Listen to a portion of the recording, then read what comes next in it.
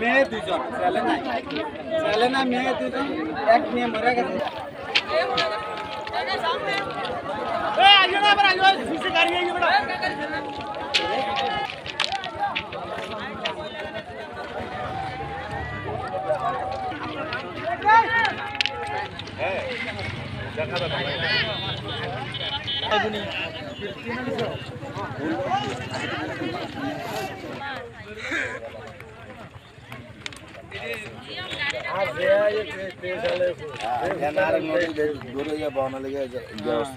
বিকাল বেলা শুনি উনি নাই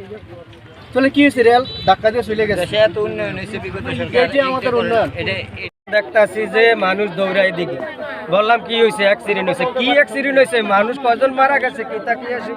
কোনো কিছু জানি না নিজেও গাড়ি বার করলাম বার করে দৌড়ে আইলাম আইয়া দেখি যে বাড়ির থেকে শুনি যে আমার ভাগ্নি একজন গাড়ি দিয়ে আইছে কিছুক্ষণ হয়েছে তারপর লাশ বিছরাইতে আপনার ভাগ্নির লাশ বিছরিয়ে পাই না তারপর মোটরসাইকেল নিলাম মোটরসাইকেল নিয়ে প্রায় ওই দেখেন ওইদিকে 1 কিলোমিটার দূরে লাশ পাইছি একজন হচ্ছে আলী আহমদ আর একজন হচ্ছে আমার ভাগ্নি শানু 8 মাসে গর্ভবতী। যে দুর্ঘটনাটা ঘটে গেল 10:20-এর মধ্যে সুবর্ণ এক্সপ্রেসের সাথে যে অটুর সংঘর্ষে এখানে প্রায় 6টি প্রাণ জড়ে গেল। এটার দায়ী অরক্ষিত রেলওয়ের যে সড়ক ওই সড়ক মূলত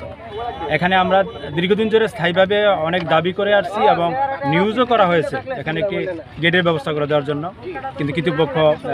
এটা দৃষ্টিপাত করেনি।